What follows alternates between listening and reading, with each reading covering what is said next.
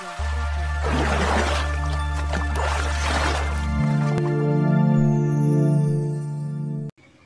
Karena salah satu syarat diterimanya ibadah di sisi Allah Ta'ala adalah kalau ibadah kita ini sesuai dengan contoh dari Rasulullah Muhammad SAW. Ingat, ibadah tidak bisa ngarang, ibadah tidak bisa berkreasi. Ibadah harus sesuai dengan contoh dari baginda Rasulullah Muhammad SAW.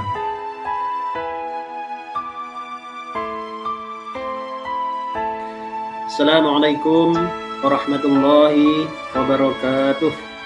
Waalaikumsalam warahmatullahi wabarakatuh. Bismillah, alhamdulillah, wassalatu wassalamu ala rasulillah wa ala alihi wa ashabihi wa la hawla wa la quwwata illa billah wa ba'duh. Alhamdulillah rabbil alamin. Bapak Ibu jamaah rahmatullah, kita ditakdirkan Allah ketemu kembali di dalam kajian online An-Nur ini. Semoga keadaan kita semua hari ini tercatat sebagai amal soleh kita semuanya, karena kita menggunakan umur ini untuk amal kebaikan, ya, untuk mencari ilmu, untuk mendekat kepada Allah. Di saat banyak orang lupa kepada Allah, kita berusaha ingat kepadanya. Di saat banyak orang yang tidak begitu semangat mencari ilmu, alhamdulillah kita masih diberi Allah semangat untuk mencari ilmu, menyesuaikan diri dengan aturan-aturan agama Allah. Hadirin rahimakumullah, pada malam hari ini kita akan lanjutkan kajian tentang fikih ibadah muamalah dari kitab Umdatul Ahkam. Nama sebelumnya.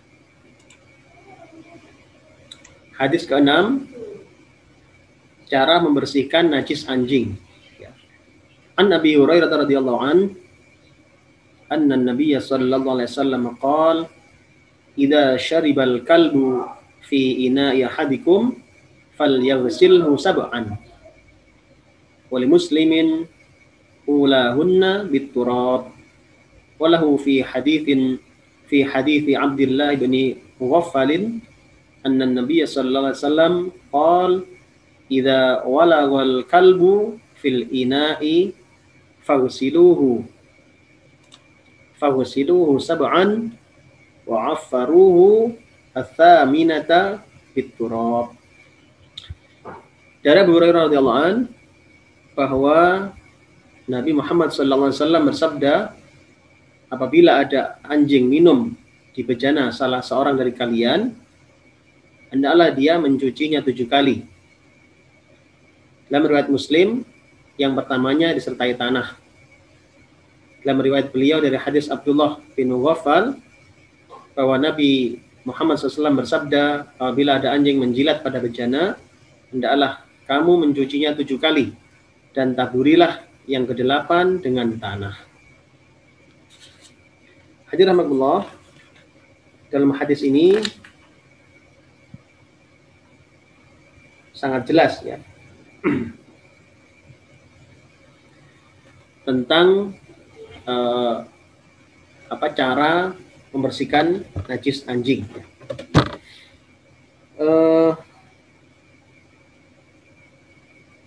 Syariat Islam yang berasal dari Zat yang maha bijaksana, lagi maha mengetahui, ya. Jadi ini adalah petunjuk dari Allah tentang bagaimana kita menyikapi najisnya anjing, ya. Dan kita merujuk kepada dawuh ini. Hadirin rahimakumullah, syariat Islam ini memang tidak selalu bisa kita nalar. Kenapa? Karena memang kadang nalar kita tidak mampu untuk menerjemahkan. Kadang nalar kita nggak nyampe. Contoh hal inilah. Dulu ketika belum diketahui tentang teknologi seperti zaman sekarang, orang diberikan petunjuk seperti ini mungkin bertanya-tanya, kenapa? Bedanya? Bedanya najis anjing dan najis yang lainnya. Kenapa harus 7 kali? Kenapa harus berkali-kali? Kok nggak pisan mawon dengan najis biasa? Kalau dengan najis biasa, najis yang mutawasid ya, atau yang biasa-biasa. Jadi dalam Islam itu ada 3 najisnya ya. Ada mukhaffafah, najis ringan. Ini najisnya kencingnya anak bayi yang belum umur 2 tahun. Kemudian yang kedua adalah mutawasid, yang pertengahan, yang biasa ada di kita ini. Najisnya pipis, ya, najisnya kotoran, hewan-hewan, kotoran hewan-hewan, ya. Kencingnya kucing misalkan. Itu najis yang mutawasid. Artinya najis yang pertengahan. Nah, beda dengan najis ada yang ketiga, yaitu najis yang mughaladah, yang berat. Nah, yang berat inilah najis anjing ini. Di dalam ajaran Islam, kalau yang najis yang ringan, yang sedang, itu pokoknya jenengan hilang baunya, kemudian digerocok lagi, itu selesai sudah. Kena kotoran ayam, panjenengan bersihkan, asalkan tidak bau lagi sudah, kemudian dohirnya hilang, terus baunya sudah tidak ada, sucikan sekali lagi, selesai sudah. Tapi kalau untuk hadisnya untuk najisnya anjing itu ternyata lebih berat, ya. Jadi karena memang posisinya najis anjing ini najis yang berat, ya. Tapi rahmatullah, jadi dalam aturan Islam ini najis dibagi 3 tadi, ya. Najis yang ringan, ya, yang sedang, yang berat. Nah, kalau yang ringan dan sedang, pokoknya jenengan hilang baunya, hilang bendanya sudah nggak ada, ya. Kemudian terus jenengan sucikan lagi, sekali lagi dikerocoki gitu, itu sudah selesai, sudah suci sudah. Baju panjenengan kena kotoran ayam, kena kotoran hewan-hewan, ya. Itu cukup dibersihkan, kemudian hilang bendanya, dikerocok lagi, selesai. Jangan punya baju juga begitu, disucikan. Ya. Jadi jangan sampai baju kita nggak disucikan, ya. Kalau kita mencuci baju, ya, dikerocok lagi untuk disucikan, ya, dibersihkan dari kotoran, kemudian sucikan. Nah, untuk yang najis mughaladah, najis yang berat ini, nah, contohnya anjing ini harus dicuci berkali-kali. Nah, salah satunya adalah dengan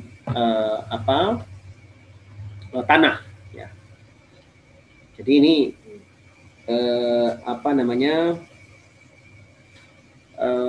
menurut syariat Islam, ya, tentang bagaimana cara membersihkan najis anjing. Nah, kembali tadi, mungkin dulu ketika syariatkan ini, awal-awal orang belum begitu paham, ya, tentang hikmahnya. Artinya kenapa 7 kali? Nah, ternyata belakangan pada zaman modern ini kita memahami dari perkembangan dunia medis saat ini, ya. Karena ternyata ilmu medis telah menetapkan bahwa pada air liurnya anjing itu terdapat mikroba dan kotoran, ya. Jadi ternyata dalam air liurnya anjing itu ada mikroba dan kotoran, ya, yang tidak akan hilang dan tidak pula bisa dihindari mudaratnya kecuali bila dibersihkan dengan menggunakan apa yang disebutkan Rasulullah Muhammad SAW. Ya. Jadi inilah kebenaran Islam, ya. Jadi ternyata air liur anjing itu tidak bisa hilang bekasnya itu kecuali dengan tanah, ya. Artinya ini satu hikmahnya, gitu, ya. Maka ketika kita membersihkan najisnya anjing itu beda dengan najisnya yang selain anjing, ya. Jadi makanya kemudian nah, disinilah satu hikmahnya ya. Faedah dari hadis ini adalah yang pertama adalah air liur anjing adalah najis. Demikian pula semua yang keluar dari badannya seperti kencing, keringat dan yang lainnya ya. Jadi air liur anjing itu najis ya. Dan apapun yang keluar dari badannya ya, kencing, keringat dan yang lainnya itu najis ya. Makanya hati-hati jangan dekat-dekat dengan anjing ya. Karena ini merupakan najis ya. Dan kalau kita akan najis dibuat sholat itu jelas tidak sah ya. Batal sholatnya ya kalau kena najis ya. Jadi kalau kita sholat kemudian kena najis itu bisa batal sholatnya ya. Kemudian yang kedua adalah kenajisan anjing merupakan najis paling keras ya. Jadi kenajisan anjing itu merupakan najis yang paling keras. Jadi hati-hati dengan najis ya. Kenapa? Karena barang najis itu karena barang najis itu tadi membuat ibadah kita tidak diterima oleh Allah Ta'ala ya, karena rusak ya, karena batal tadi. Dan najis yang paling berat adalah najis anjing ya. Maka hati-hati ya, kalau kita di perumahan kita ada anjing, hati-hati ya. Jangan sembarangan, nanti kalau kena air liurnya, kena keringatnya ya, kena kotorannya, kencingnya ya, itu maka najisnya berat ya. Kemudian ketiga adalah kewajiban membersihkan apa yang dijilat anjing sebanyak 7 kali. Salah satunya menggunakan tanah dan paling baik bila dilakukan pada cucian pertama. Jadi dari hadis ini terdapat kewajiban membersihkan benda yang dijilat anjing sebanyak 7 kali. Salah satunya menggunakan tanah dan paling baik bila